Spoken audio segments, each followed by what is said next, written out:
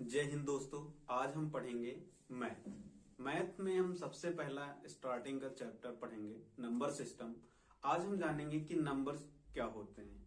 तो सबसे पहले हम स्टार्ट करते हैं नंबर्स के बारे में। नंबर को दो भागों में बांटा गया है। पहला कौन सा, वास्तविक नंबर, और दूसरा कौन सा होता है, काल्पनिक नंबर। वास्तविक संख्या को क्या बोलते हैं, रियल नंबर, और काल्पनिक संख्या को क्या बोलते हैं, इमेजिनरी नंबर। सबसे पहले हम समझते हैं कि वास्तविक संख्याएं क्या होती हैं। जितनी भी संख्याओं का हम अध्ययन करते हैं वो सारी की सारी संख्याएं क्या कहलाती हैं, वास्तविक संख्याएं। जैसे 1 हो गया, 4 हो गया, 6 हो गया, 8 हो गया, ये हमारे सारे क्या है, वास्तविक नंबर। अगर हम बात करें -1, -2, -3, ये भी हमारी क्या है, वास्तविक संख्या है। ठीक है। अंडर रूट के अंदर कोई भी संख्या लिखी हुई है, √2, √3, ये भी हमारी क्या होगी, वास्तविक संख्या ही होगी। ठीक है। फिर हम देखते हैं कि ये काल्पनिक संख्याएं क्या होती हैं। हम ये जानना चाहेंगे, आपके दिल में उठा होगा कि काल्पनिक संख्याएं क्या होंगी। समझते हैं काल्पनिक संख्याएं क्या होती हैं। काल्पनिक संख्याएं वो संख्याएं होती हैं जिनको हम अंडर रूट के अंदर लिखते हैं, पहली बात। ठीक। और दूसरी चीज क्या हो, उनका मान क्या होना चाहिए, अंडर रूट के अंदर माइनस में होना चाहिए। मतलब कहने का कि इनकी जो वैल्यू है हम एग्जैक्ट नहीं निकाल सकते, इनकी सिर्फ हम कल्पना कर सकते हैं। ठीक है। इसी वजह से इनको क्या कहा गया है, काल्पनिक संख्या। और इनका जो हम अध्ययन करते हैं इसके लिए एक पूरा अलग चैप्टर ही बना हुआ है, कॉम्प्लेक्स नंबर। कॉम्प्लेक्स नंबर में इनकी हम डिटेल में चर्चा करेंगे। फिर हम देखते हैं कि अब वास्तविक संख्याओं को टोटल 8 भागों में डिवाइड किया गया है। कौन कौन से, प्राकृतिक संख्याएं, पूर्ण संख्याएं, पूर्णांक संख्याएं, सम संख्याएं, विषम संख्याएं, परिमेय संख्या, अपरिमेय संख्या और अभाज्य संख्याएं। अब हम बारी बारी से एक एक संख्या के बारे में चर्चा करते हैं। पहला क्या है, प्राकृतिक संख्याएं। प्राकृतिक संख्याएं ऐसी संख्याएं होती हैं जिनकी स्टार्टिंग कहां से होती है, +1 से। यानी कि जितनी भी संख्याएं होंगी +1 से स्टार्ट होंगी। ऑल पॉजिटिव नंबर्स क्या कहलाएंगे, प्राकृतिक संख्याएं कहलाएंगे। मतलब कोई भी धनात्मक संख्या ले लें आप, वो क्या होगी, प्राकृतिक संख्या होगी। कोई भी निगेटिव नंबर लेंगे तो वो प्राकृतिक संख्या नहीं होगी। ठीक। केवल धनात्मक जितने भी नंबर लेंगे वो क्या होंगे, प्राकृतिक संख्या। जैसे 1 है, 2 है, 3 है, 4 है। ठीक। आगे हम समझते हैं कि पूर्ण संख्याएं क्या होती है। पूर्ण संख्याओं और प्राकृतिक संख्याओं में बहुत ज्यादा अंतर नहीं होता, थोड़ा सा अंतर होता है। जो पूर्ण संख्याओं की जो स्टार्टिंग होती है वो सिर्फ 0 से होती है। कहां से होती है, 0 से स्टार्टिंग होती है। और जितने भी प्राकृतिक नंबर होते हैं सारे के सारे इसमें आ जाते हैं। तो ये क्वेश्चन पूछा गया है कई बार कि जो क्या सभी प्राकृतिक संख्याएं पूर्ण संख्या होती हैं। जी हाँ, बिल्कुल।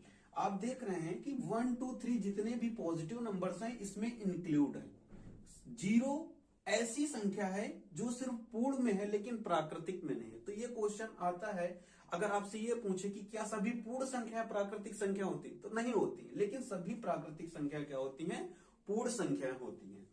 आगे है पूर्णांक संख्याएं। ठीक। पूर्णांक संख्याएं के बारे में समझते हैं। हम देखते हैं सभी लोग बताते हैं क्या कि पूर्णांक संख्याएं 2 प्रकार की होती है। चलिए हम भी समझते हैं, अभी लेते हैं कि पूर्णांक संख्या कितनी होती हैं, 2 प्रकार की होती है। कौन कौन सी, धनात्मक पूर्णांक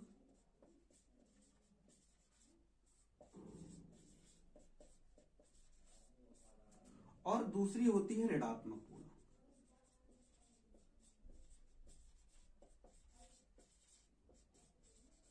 ठीक। तो जितनी धनात्मक संख्या हो जाएंगी वो क्या होंगी, 1 है, 2 है, 3 है, 4 है। ठीक। सारी धनात्मक संख्या क्या हो जाएंगी, पूर्णांक संख्या हो जाएंगी। और जितनी भी ऋणात्मक संख्या ले लें, -1 है, -2 है, -3 है, सारी संख्या क्या हो जाएंगी, ऋणात्मक पूर्णांक हो जाएंगी। अब हम ये नहीं समझ में आ रहा मुझको कि जो 0 भी तो है, 0 भी तो पूर्णांक संख्या आती है। क्योंकि अगर सभी पॉजिटिव सभी निगेटिव संख्या लेंगे तो उसके बीच में 0 भी आता है। तो 0 क्या होगा, तो 0 को एक अलग ही नंबर दिया गया है, इसको अलग ही पूर्णांक बना दिया गया है। इसको हम बोलते हैं 0 पूर्णांक, यानी कि शून्य पूर्णांक। ठीक। तो टोटल अगर बात की जाए पूर्णांक संख्याओं को कितने भागों में बांटा गया है, 3 भागों में बांटा गया। 0 को ना तो हम धनात्मक कह सकते हैं ना ही हम इसको ऋणात्मक कह सकते हैं। इसी वजह से क्या कर दिया गया है, इसको अलग से ही शून्य पूर्णांक बना दिया गया। आगे हम समझते हैं सम संख्याओं के। अब सम संख्याएं क्या होती हैं? सम संख्याएं ऐसी संख्याएं होती हैं जो 2 से विभाजित हो जाती हैं। जितनी भी संख्याएं 2 से विभाजित हो जाएंगी, सारी संख्याएं क्या हो जाएंगी? सम संख्या हो जाएंगी। ठीक। और विषम संख्या क्या होंगी? जो 2 से विभाजित ना हो। सिर्फ जो 2 से विभाजित नहीं होंगी वो क्या कहलाएंगे? विषम संख्याएं कहलाएंगी। जैसे 1 है, 3 है, 5 है, 7 है, 9 है।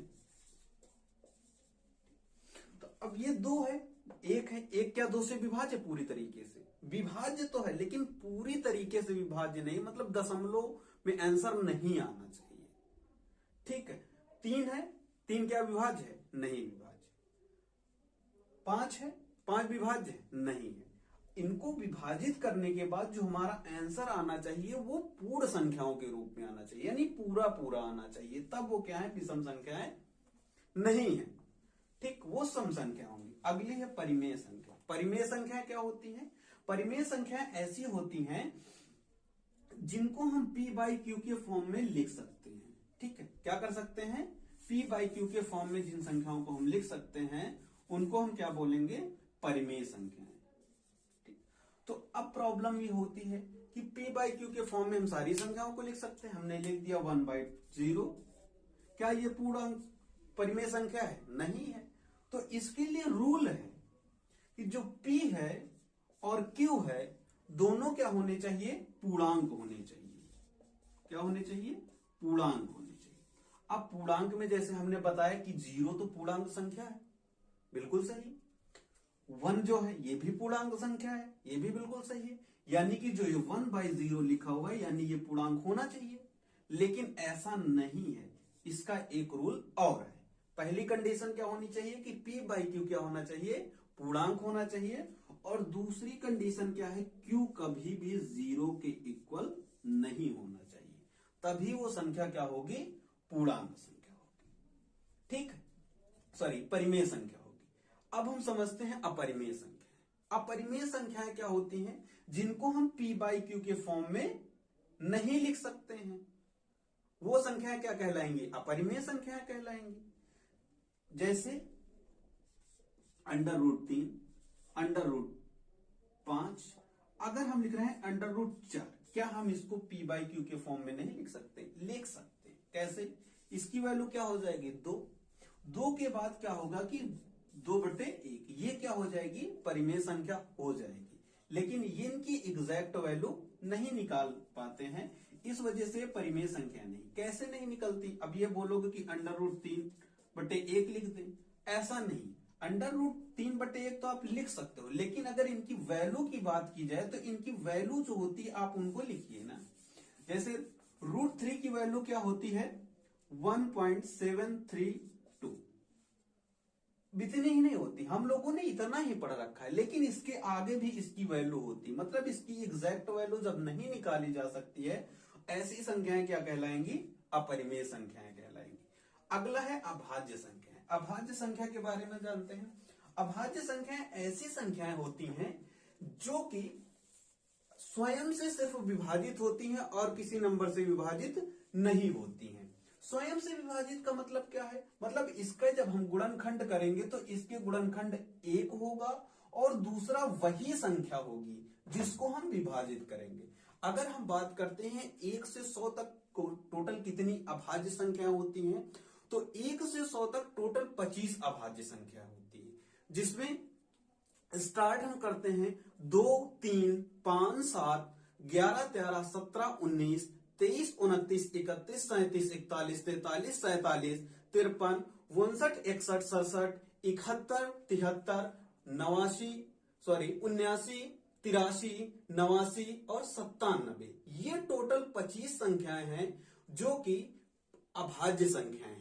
ठीक है, आगे हम देखते हैं अभाज्य संख्याएं जो कि ये हैं, जो कि 25 संख्याएं टोटल आपके सामने लिखी हुई हैं। 2, 3, 5, 7, 11, 13, 17, 19, 23, 29, 31, 33, 41, 43, 47, 53, 59, 61, 67, 71, 73, 79, 83, 89 और 97। ठीक है। अब ये सारी की सारी अभाज्य संख्याएं हैं, इनके गुणनखंड केवल दो हैं। एक कौन? स्वयं ये संख्या है, और दूसरी कौन सी? एक। ठीक, मतलब इनके गुणनखंड सिर्फ दो ही हो सकते हैं। कौन कौन से? एक ये स्वयं और दूसरा एक। इसके अलावा इनके कोई गुणनखंड नहीं निकाले जा सकते। अब प्रॉब्लम ये है कि जैसे एक क्या है, एक तो किसी से एक के तो गुणनखंड होंगे, एक के गुणनखंड हो गए, एक का गुणनखंड केवल क्या होगा? एक ही होगा ना। तो मतलब कि इसके गुणनखंड एक, ये भी तो अभाज्य संख्या होनी चाहिए, इसके पे तो अदर कोई गुणनखंड नहीं है। लेकिन ऐसा नहीं है, एक को ना तो अभाज्य संख्या कहा गया है और ना ही ये भाज्य संख्या है। और भाज्य संख्या क्या होती हैं? जो किसी न किसी संख्या से विभाजित हो जाएं, वो क्या कहलाएंगी? भाज्य संख्या। इसके बाद हम थोड़ा समझते हैं भाज्य संख्या। 9 नंबर भाज्य संख्या।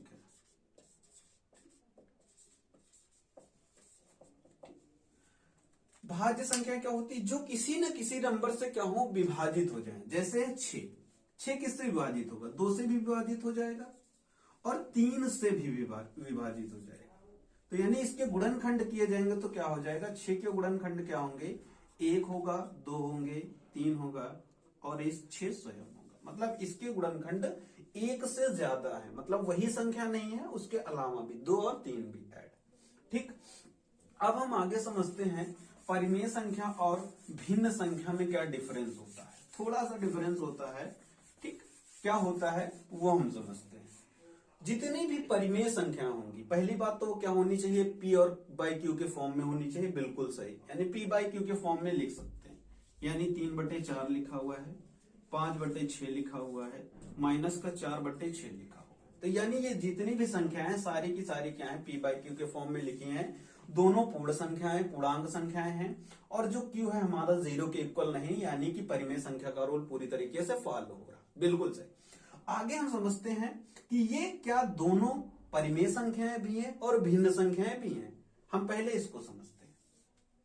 3/4 लिखा हुआ, ये क्या है? परिमेय संख्या भी है और भिन्न संख्या भी है। दूसरा है 5/6, क्या ये परिमेय संख्या है? बिल्कुल हाँ, परिमेय संख्या है।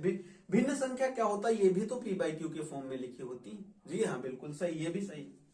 नेक्स्ट नंबर क्या है? माइनस का 4/6। ठीक, ये क्या है? ये क्या है? दोनों पूर्णांक है, सही। ठीक, क्योंकि ये माइनस का 4 है, माइनस पूर्णांक संख्या होती है तो यानी सही।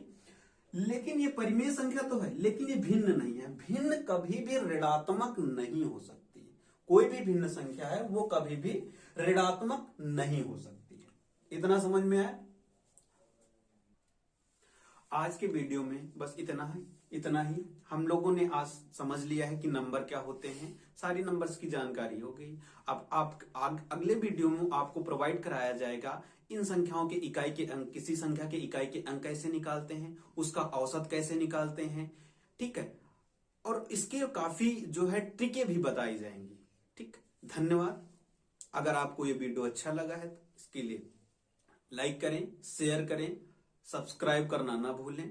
और अगर कोई भी आपको दिक्कत आती है, हो सकता है वॉइस रिलेटेड थोड़ी बहुत प्रॉब्लम हो, जिसका बहुत ही जल्द सॉल्यूशन कर दिया जाएगा। ठीक है, आप स्वस्थ रहें, मस्त रहें। जय हिंद।